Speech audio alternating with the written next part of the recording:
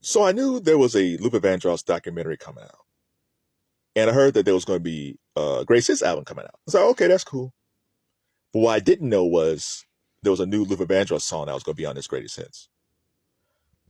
So I'm on YouTube, and I'm scrolling along, and it says Luther Vandross Michelle. And Michelle. So Michelle is a song by the Beatles from 1965. If you don't know the song, it's think of Lottie Dottie with Slick Rick and Dougie Fresh.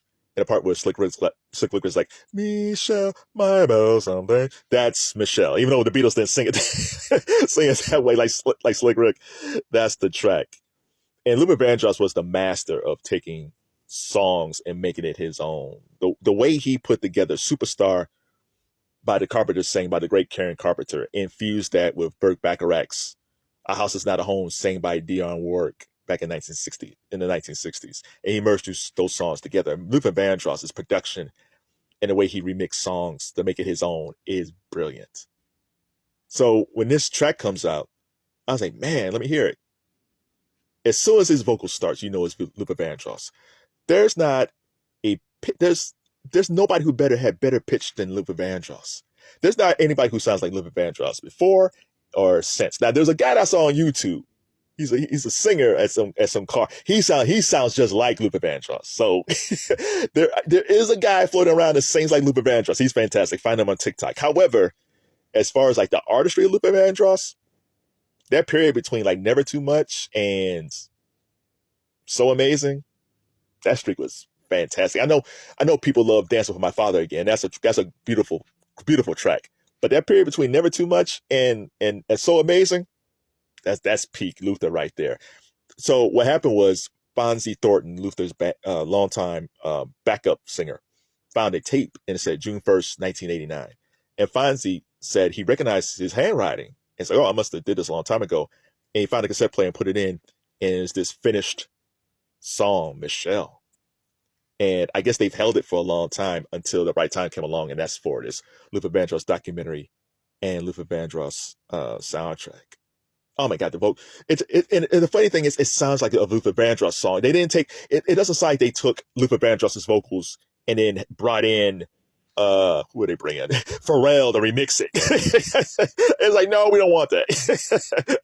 we don't want that. Now, I do think Luther Vandross, as his career went along, he should have went more of the dance mode. Like Luther Vandross on house tracks would have been amazing, but he didn't go that way, unfortunately, because he died in 2005. It's hard to believe he's been gone that long.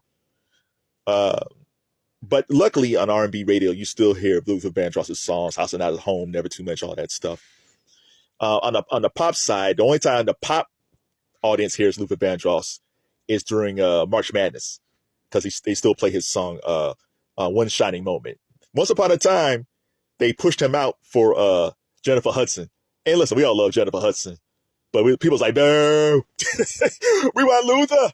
So Luther's been back ever since singing One Shining Moment. But no, there's nobody who sounds like Luther Vandross. As soon as you hear that song, it's like, oh my God, that's Luther. Because there's nobody sounds like him today. I miss a Luther Vandross vocal. But the beautiful thing about Michelle is it sounds like a track that he would have done in 1989. They left it alone. I'm sure they cleaned it up a bit. They polished it up a little bit. Maybe they added a little bit to it. But it sounds like a pure Luther Vandross song. Counteract that with Michael Jackson's Xscape album in 2014. So there was the stories. Like there's a trove of Michael Jackson songs unreleased. They're going to start putting out these Michael Jackson songs after his death, these albums, where it's only been one album. And Xscape was supposed to be the first album. So you had the first track was Love Never Felt So Good. Brilliant song. They had Justin Timberlake on it. He was fine. They have remixed it. It was good. It was solid. But the original version, I understood it. The original version of Love Never Felt So Good, it was just Michael and a piano. I think Paul Anka might have been playing piano, but it was Michael and a piano singing his heart out. Oh, if you haven't listened to Love Never Felt So Good, listen to the 1983 version. The newer version is fine, but the 1983 version, you hear it's almost still that Michael Jackson off the wall vocal. It's a very joyful vocal on that, which is fantastic.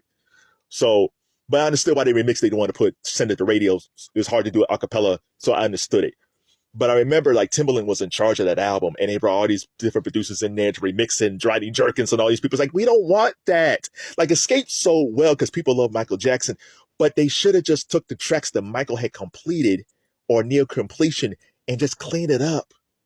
We want to hear where Michael was in 1982 or 1987 or 1989 or 1981. That's the Michael we wanted to hear, not some remix version that says "Dark Child" all over it. Shout out to Rodney Jerkins, but we don't want that. We want that artist in his pure form, just like Luther Vandross on Michelle. They did the same thing to Tupac. Changes was a really good song, but I want to hear the songs that Pac did with Johnny J. I don't need remixes. I want to hear Pac in 1995. I want to hear Pac when it was with Digital Underground. Like, I want that Pac. Remix Pac is fine. It's fine. They did okay with those songs, right? But if you give me the remixes, also give me the original flavor. I want the original flavor of those tracks. Like, there's still a ton of Prince's tracks that we haven't heard. They've come out in parts, but I'm still waiting for a Prince album of these lost songs. And yeah, maybe some of these songs Prince didn't want to put out, but I'm sure there's some others that he probably felt good about. But I think fans love these artists so much, they want to hear them in their original form.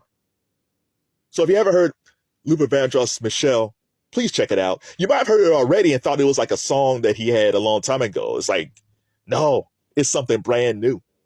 So tell me what you think is Luther Vandross' best song. And tell me what his most underrated song is. The one thing I wish Luther Vandross, I wasn't a fan of Stop the Love. Like, Never Too Much is brilliant.